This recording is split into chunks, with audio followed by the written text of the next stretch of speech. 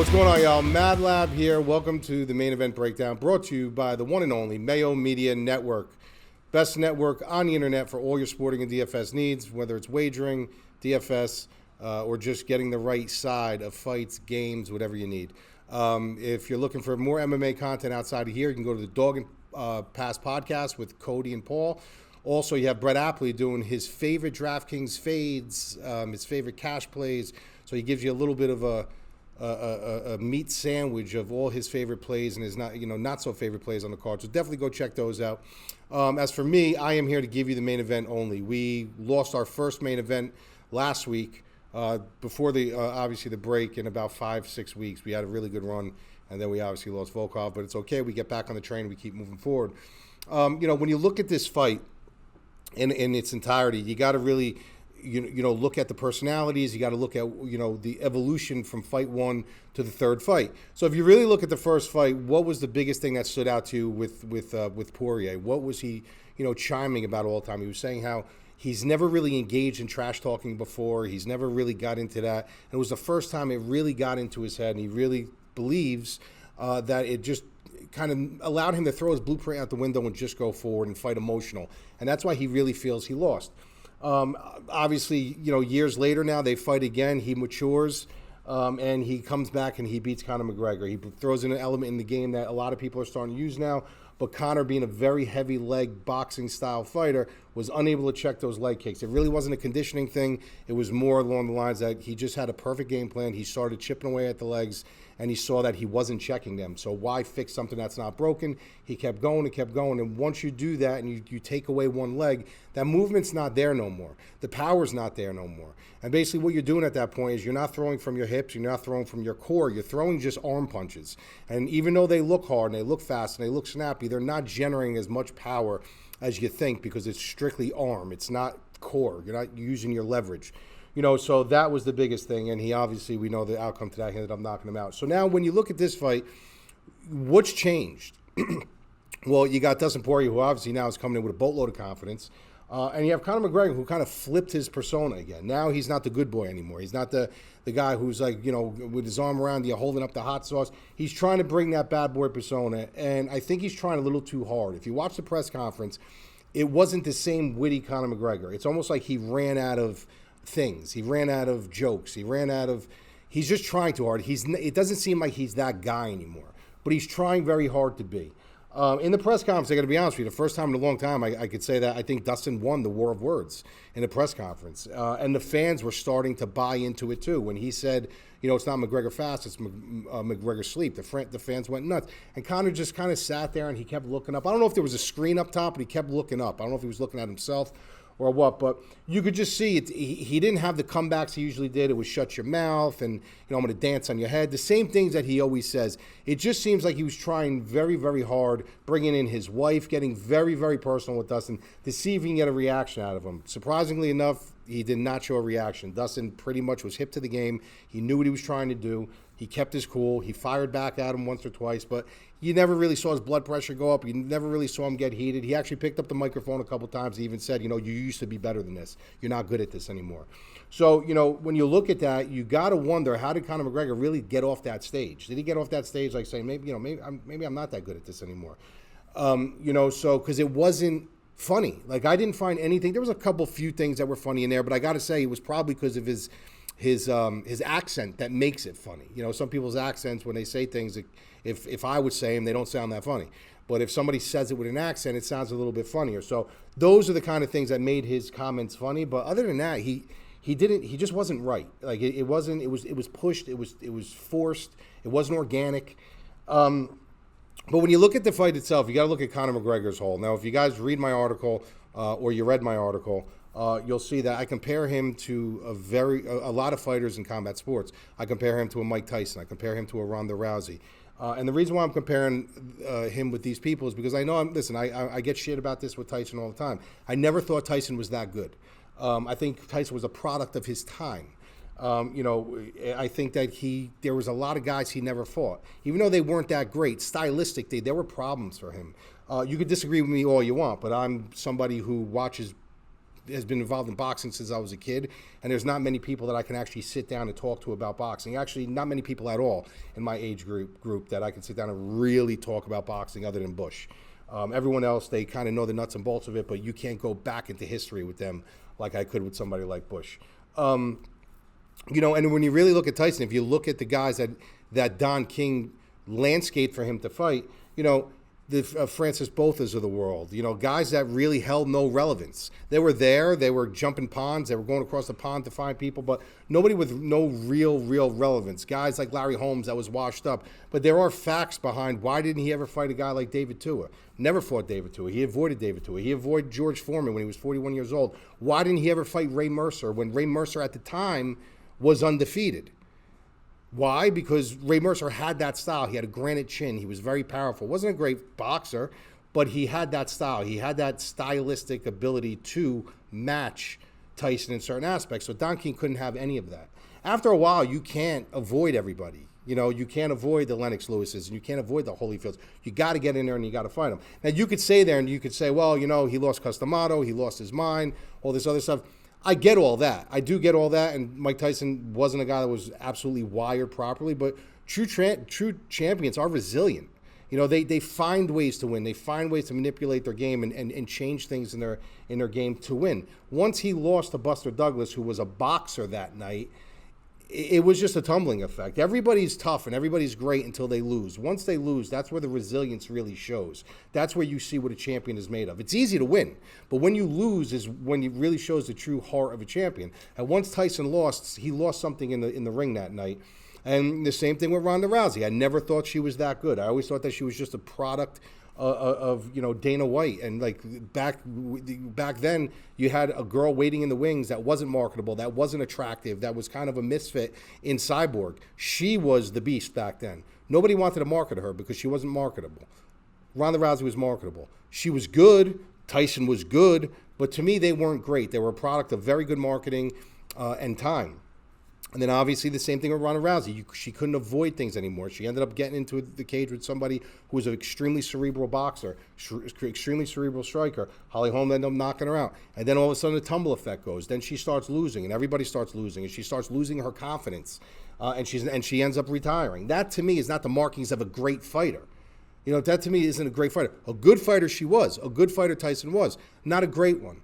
And then I look at Conor McGregor and I'm saying, okay, well, this guy fought some good competition, but if you really look at the history of his work, even the Jose Aldo fight, like, did he win that fight? Yeah, he won that fight. He caught him, but I still to this day I don't know if he would have beat Jose Aldo back in the day if he never caught him with that shot. They literally had the fight, especially after watching the Poirier fight, the way Poirier took away his legs. Back then, Jose Aldo was all about the leg kicks, and who had better kicks than Aldo? Nobody.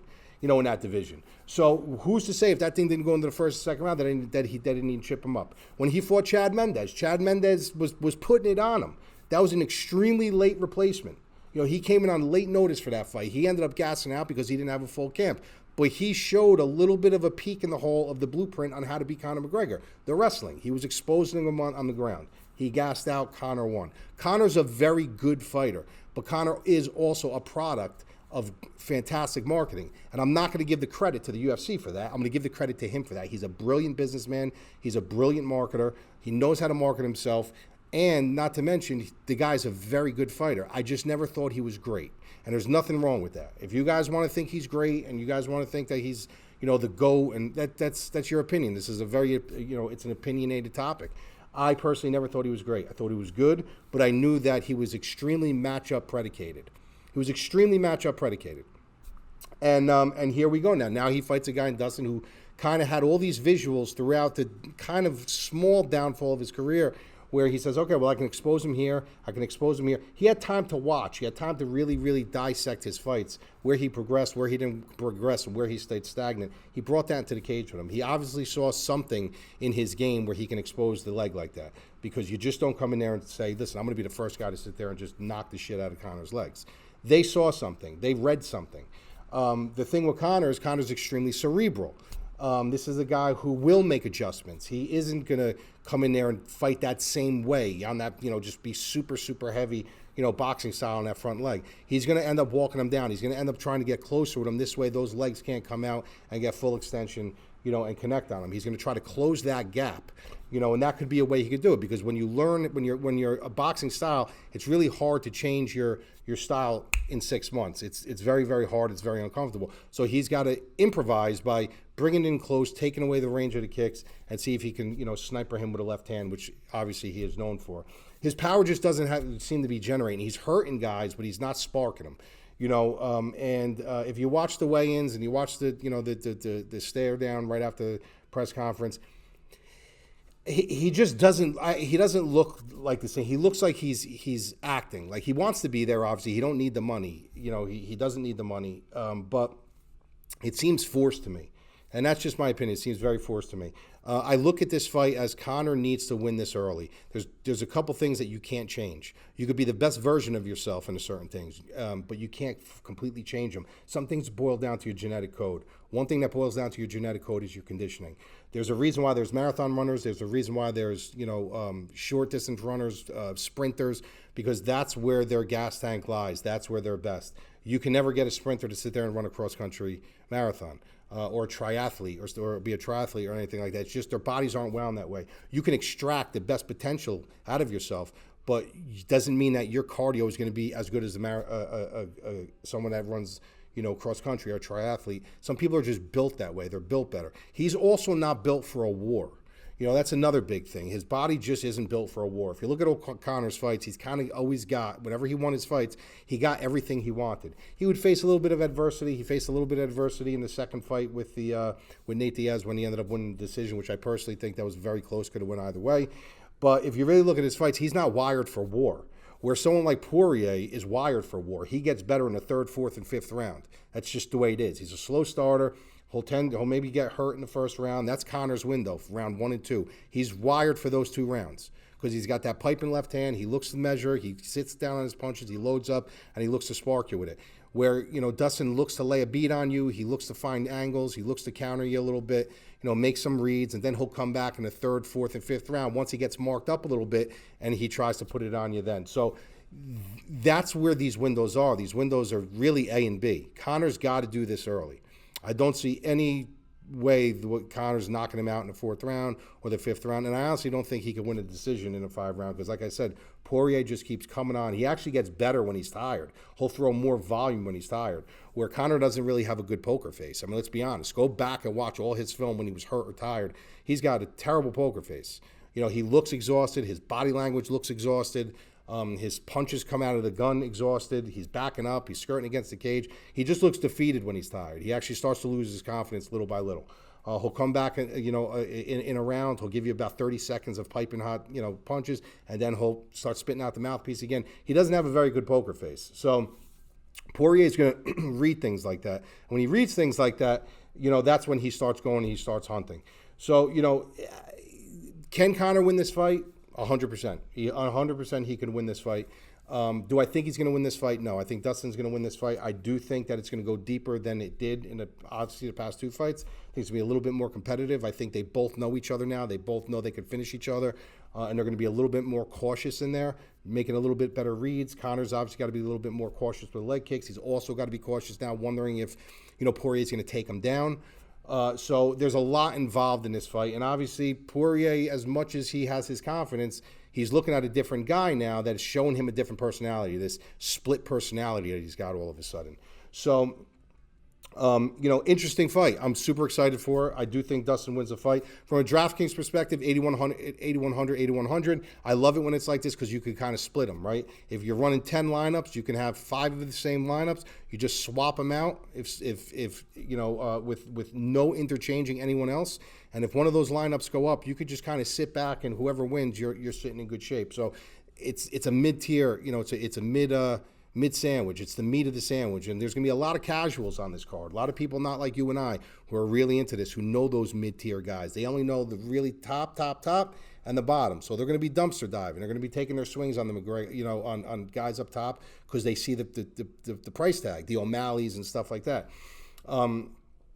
Obviously, they're going to jump in on the McGregor's mid-tier, but there's so many guys in between there that there's going to be value there. So, keep that in mind. My hedge weight for this, if it was a 10 lineup system, I would go 6 lineups of Poirier, 4 with Conor. I think that's plenty, 60% with Poirier. As far as a betting standpoint, from a wagering standpoint, you got to be very careful here. This is something where you can actually sit back and wait a little longer and see where the sharps are going. I think people are sitting back a little bit on this card to see if the Conor McGregor money is going to roll in if you're a Poirier backer, and see if maybe the line flips or gets a little tighter. Because people are going to start pouring money on Conor. I'm expecting them to. But as of now, they haven't. It's still kind of Poirier favored. Money's still rolling in on Poirier. So there are people that are losing confidence in him. But, my pick is Poirier. If that thing gets much closer, then obviously there's going to be a play there on Poirier. I think that, certain books do have over 1.5. I like that a lot. I think it does go over 1.5, so that's something you can also look at. So I hope you guys enjoy the fights. Let's make some money, and I will talk to you next week.